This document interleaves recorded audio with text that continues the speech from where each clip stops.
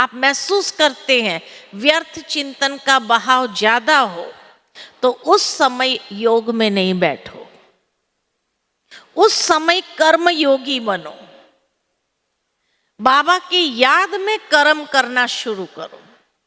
क्या कर्म करेंगे? सेवा करो। सेवा में भी स्थूल सेवा करो, झाड़ू मारो, सफाई करो, कुछ भी करो, स्थूल सेवा करो। क्योंकि सेवा में जब मन बिजी हो जाता है तो वो व्यर्थ विचारों से मुक्ति मिल जाती है, वो व्यर्थ चिंतन से। योग में नहीं बैठना उस समय। योग में बैठेंगे व्यर्थ ही चलेगा तो जमा के खाते के बदले माइनस में जाएंगे। इसलिए उस समय सेवा करो तो सेवा का पुण्य तो जमा हो जाएगा। अच्छा, मानो कि सेवा भी नहीं हो सकती है, स्थूल सेवा करना मुश्किल है आपकी हेल्थ के हिसाब से। किसी को ज्ञान सुनाओ। किसी को जब हम ज्ञान सुनाते हैं तो वास्तव में उसको ज्ञान नहीं दे रहे हैं। आप महसूस करेंगे कि आप स्वयं को ज्ञान दे रहे हैं, स्वयं को समझा रहे हैं, और आपके मुख से वही बातें निकलेगी क्योंकि जिसमें से आप गुजर रहे हैं। तो जब आप किसी के साथ भी बात छेड़ेंगे तो वही बात निकलनी शुरू होगी।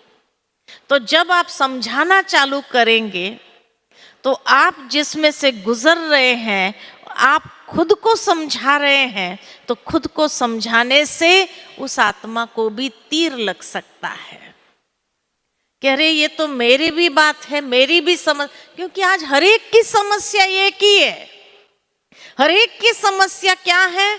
व्यर्थ ज्यादा चलता है, व्यर्थ ज्यादा चलता है। तो आप उनको समझाएंगे, माना खुद को समझा रहे हैं, और खुद को समझाते हुए उसको समझा रहे हैं, तो उसको तीर लगेगा या नहीं लगेगा? वो भी कहेंगे अरे आज तो आपने मेरे मन की बात किया, जिसमें से मैं गुजर रहा हूं, आपको कैसे पता चला? वास्तव में पता चलने की बात नहीं है, लेकिन आप उस वक्त खुद को समझा रहे थे। और जब खुद को समझाते हैं ना तो बड़े दिल से समझाते हैं, तो दिल की बात दिल को स्पर्श होती है। तो इसीलिए जब मन के अंदर व्यर्थ ज्यादा चलता हो उस समय योग नहीं करना चाहिए। आपका योग लगने वाला ही नहीं है, क्यों टाइम वेस्ट कर रहे हो? और इतना ज्यादा नेगेटिव विचार चलेंगे, व्यर्थ विचार चलेंगे, जो कंट्रोल करना मुश्किल होगा।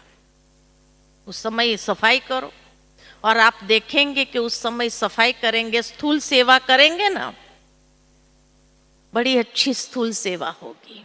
दूसरा कि आपके हर इंद्रियां उस सेवा में लगी हुई है। तो जहां हर इंद्रियां सेवा में लगी है, उस सेवा का जो पुण्य जमा हो रहा है वो उस बोझ को भी हल्का करते हैं। कल की मुरली में ही शायद हम सभी ने सुना कि मनुष्य के मन के अंदर व्यर्थ क्यों चलता है। व्यर्थ इसीलिए चलता है कि पिछले पाप कर्मों का बोझा बहुत है, वो समर्थ सोचने नहीं देता है, वो व्यर्थ चलाता है। तो इसीलिए जब पिछले पाप कर्मों का बोझा है जो व्यर्थ चलाता है, तो इसका मतलब पुण्य थोड़ा क्षीण है। तो पुण्य का खाता बढ़ाओ। जितना हमारा जमा का खाता बढ़ेगा, वो जमा का खाता हमें खुशी देगा। जितना आपका जमा होता जाएगा, खुशी अपने आप बढ़ती जाएगी, और खुशी बढ़ेगी तो हल्के हो जाएंगे। तो वो व्यर्थ कहाँ चला गया पता ही नहीं चलेगा। तो इसीलिए मोड़ देना, विचारों को मोड़ देना, दिशा देना, परिवर्तन करना, ये है फुल स्टॉप लगाना। इसको कहते हैं फुल स्टॉप। दूसरी बात, मान लो कि कोई व्यक्ति से आपको परीक्षा आ रही है, बार बार व्यक्ति आपके लिए बार बार कोई ना कोई विघ्न क्रिएट कर रहा है, और जब भी वो व्यक्ति सामने आता है तो आपका व्यर्थ चालू हो जाता है। अब ये आया ना, आज मेरा दिन ही खराब जाने वाला है। सोचते ना ऐसा कि आज ये व्यक्ति का चेहरा देख लिया, बस अभी दिन अच्छा जाएगा ही नहीं। तो जब व्यक्ति के द्वारा परीक्षा आती है तो उस समय ये सोचने के बजाय कि आज मेरा दिन खराब जाना है, ये व्यक्ति को शुभ भावना, शुभ कामना का दान दो।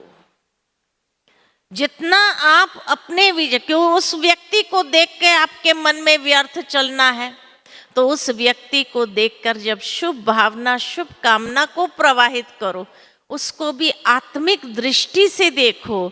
ये भी आत्मा है, बाबा का बच्चा है, मैं भी आत्मा। तो आत्मिक दृष्टि, आत्मिक भाव और आत्मिक स्थिति जितनी अपनी बनती जाएंगी, उतना उस आत्मा के प्रति आपके मन में शुभ भावना, शुभ कामना ही उत्पन्न होगी, दूसरी कोई भावना उत्पन्न ही नहीं होगी।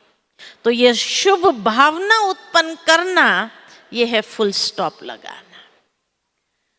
उसको ये देखो ना, ये भी बाबा का बच्चा है, आखिर भगवान की ही संतान है।